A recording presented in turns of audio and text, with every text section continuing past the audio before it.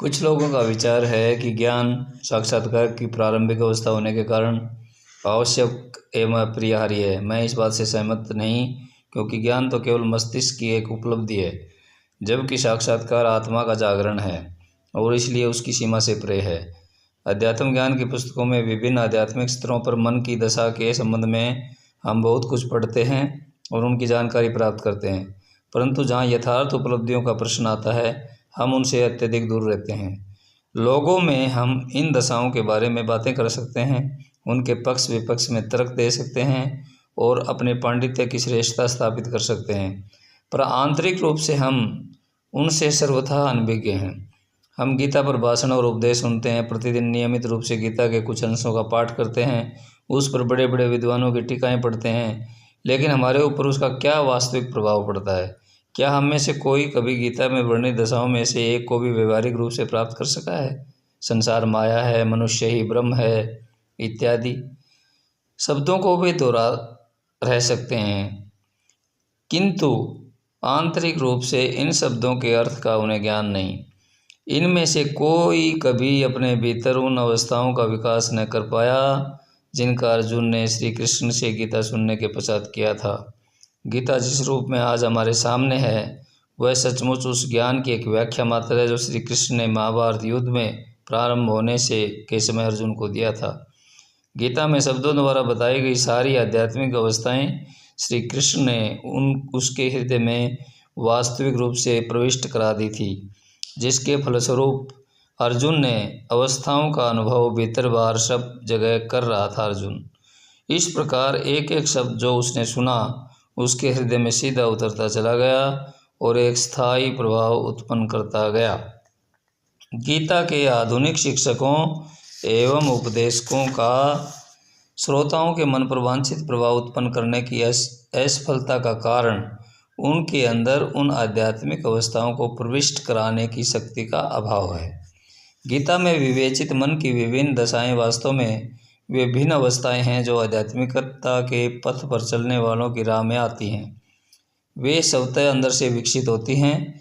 ऊपरी साधनों द्वारा मन की कोई विशिष्ट दशा समय से पूर्व अथवा अपरिपक्व अवस्था में उत्पन्न करना आंतरिक स्थूलता बढ़ाता है, जो हमारी प्रगति के लिए हानिकारक है। सच्चा गुरु वह नहीं है जो केवल धार्मिक सिद्धांतों के तथ्यों की व्याख्या कर सके अथवा जो हमें क्या करना या क्या न करना चाहिए का निर्देश दे सके। हम में से लगभग सभी इसके विषय में काफ़ी जानते हैं।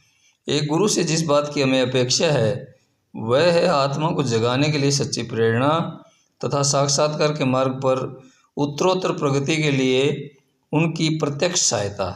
यदि हम सफलता चाहते हैं तो ऐसे ही व्यक्ति की हमें खोज करनी पड़ेगी। इसलिए स्पष्ट है कि आध्यात्मिकता का पथ प्रदर्शक सुनते समय हमें उसके पांडित्य अथवा चमत्कारों को न देखकर आत्म साक्षात्कार के क्षेत्र में उसकी व्यवहारिक उपलब्धियां देखनी चाहिए। एक व्यक्ति जो स्वयं मुक्त है वही हमें शाश्वत बंधन से मुक्त करा सकता है। यदि गुरु स्वयं संस्कार, माया अथवा अहंकार के बंधनों से मुक्त नहीं है तो उसके लिए किसी को उन बंधनों से मुक्त करा सकना संभव नहीं। यदि हम एक खंभे से बंधे हों और हमारा गुरु दूसरे खंभे से, तो गुरु के लिए हमें बंधन मुक्त कर सकना कैसे संभव हो सकता है? हमें बंधन से वही मुक्त कर सकता है जो स्वयं मुक्त हो। लोग अधिकतर इसलिए गुमराह हो जाते हैं कि वे ऐसे अयोग्य गुरु के प्रति आत्मसमर्पण कर देते हैं जिनका मुख्य उद्देश्य कदाचित निजी लाभ अथवा अपनी महत्ता बढ़ाना मात्र होता है। इसी के कारण वे साधारणतः झूठे दिखावों द्वारा अपनी मर्यादा और प्रतिष्ठा बनाए रखने के लिए आतुर रहते हैं। किसी अधिक उन्नतिशील अथवा अधिक गुण वाले की श्रेष्ठता स्वीकार कर लेना उनकी शक्ति और मर्यादा के दंभ के लिए कदाचित सबसे बड़ी चोट होगी। यह और कुछ नहीं, केवल अहंकार का निकृष्ट रूप है। यदि हम ऐसे गुरु के प्रति समर्पण करते हैं तो निश्चय ही हम गुरु के अभिमान की वही भावना ग्रहण कर लेंगे जो निम्नतम प्रकार की स्थूलता है और जो हमारी आध्यात्मिक उन्नति में अवश्य ही बाधा डालेगी। जब तक ये दोष रहेगा मोक्ष कभी भी संभव नहीं।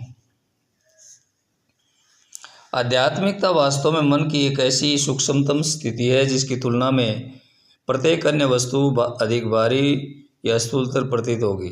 गुलाब के फूल की मधुर सुगंध से उत्पन्न इंद्रियों की कोमल अनुभूति भी इससे कहीं अधिक भारी है। मैं इसे पूर्ण शांति एवं संभाव की स्थिति कह सकता हूँ, जो प्रकृति के पूर्ण सामंजस्य में है। मन की इस स्थिति में सभी इंद्रियां एवं प्रवृत्तियां मानो प्रसुप्त अवस्था में होती हैं। उनकी क्रिया स्वतः होती रहती है और मन पर कोई प्रभाव नहीं पड़ता। पूर्ण शांति इसकी उच्च अवस्थाओं में से एक है। यद्यपि असल वस्तु अभी और आगे है, जहाँ शांति का बोध भी विलीन हो जाता है, क्योंकि शांति का बोध भी मन पर अत्यंत नगण्य ही सही पर कुछ न कुछ भार तो डालता ही है। जब हम वास्तव में शांति के अस्तित्व से भी बेखबर हो जाते हैं, तभी वास्तविक अर्थ में भावना के प्रभाव अथवा भार से मुक्त होते हैं। यह अवस्था विचित्र है। यह वस्तुतः न तो आनंद है और न ही इसका विपरीत। इस अवस्था की वास्तविक दशा को व्यक्त करने में शब्द असफल हो जाते हैं। ऐसी ही दशा हमें अंततोगत्वा प्राप्त करनी है। इसके लिए वही युग गुरु सुयोग्य हो सकता है, जो स्वयं इस अवस्था में स्थायी रूप से रह रहा हो और जिसमें अभ्यासी के हृदय में अपनी इच्छा शक्ति द्वारा आध्यात्मिक दशाएं प्रविष्ट कराने तथा वहाँ से उलझनों एवं अड़चनों को हटाने की क्षमता और शक्ति हो। इस तरह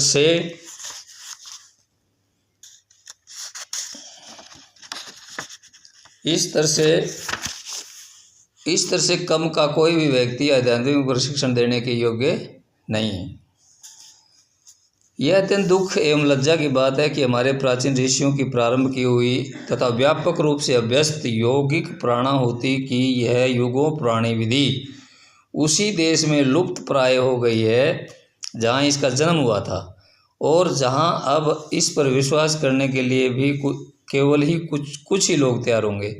कुछ लोग इसे ब्रह्मवश मेस्मेरिज्म या हिप्नोटिज्म कहकर उसका उपहास करने का प्रयत्न करते हैं। मैंने इस विषय को अपनी पुस्तक राजयोग का दिव्य दर्शन में स्पष्ट कर दिया है। यहाँ मैं आपको विश्वास दिला दूँ कि उच्चतर अवस्थाओं की प्राप्ति के लिए आध्यात्मिक प्रशिक्षण केवल यौगिक प्राणाहुति द्वारा ही संभव है। ट्रांसमिशन अन्य किसी विधि द्वारा नहीं। आज के शिक्षित समाज में इस विधि का बार बार उल्लेख होने से कुछ धर्म शिक्षक अपनी तत्संबंधी अज्ञानता को छुपाने के लिए लोगों से ये कहते फिरते हैं कि प्राणाहुति में कोई विशेषता नहीं। ऐसा बहुधा होता है कि जब आप किसी महात्मा या संत के साथ होते हैं तो कुछ सीमा तक आप अशांत करने वाले विचारों से मुक्त हो जाते हैं तथा कुछ देर के लिए अपेक्षाकृत शांति का अनुभव करते हैं। इसे वे उस महात्मा की प्राणाहुति के प्रभाव के कारण मानते हैं, जो ऐसा अर्थ बताते हैं वे अपनी अयोग्यता पर पर्दा डालने के लिए जनता को धोखा देने का प्रयत्न करते हैं। जिसे वे प्राणाहुति कहते हैं, वास्तव में वह उस महात्मा के पवित्र परमाणुओं का स्वतः विकिरण है। यह वहाँ एकत्र सभी लोगों को प्रभावित करता है और जितनी देर वे लोग वहाँ रहते हैं कुछ शांति का अनुभव करते हैं। यह तो केवल एक स्वाभाविक प्रक्रिया है और प्राणाहुति से उसका कोई संबंध नहीं। केवल महात्मा और संत से ही नहीं, वरन हर व्यक्ति से, चाहे वह पवित्र या दुष्ट संत हो या नरपिशाच, ऐसे परमाणु विकिरण होते रहते हैं। यदि आप कुछ समय के लिए किसी अपवित्र अथवा नैतिक पतन वाले मनुष्य के साथ रहें तो आपको लगेगा कि उसी प्रकार के अपवित्र परमाणु उससे विकिरण होकर आपको प्रभावित कर रहे हैं और आपके विचार भी फलतः उसी दशा में बहने लगते हैं। इसका प्रभाव केवल अल्प समय तक रहता है और जैसे ही आप उससे दूर हटते हैं वह गायब हो जाता है।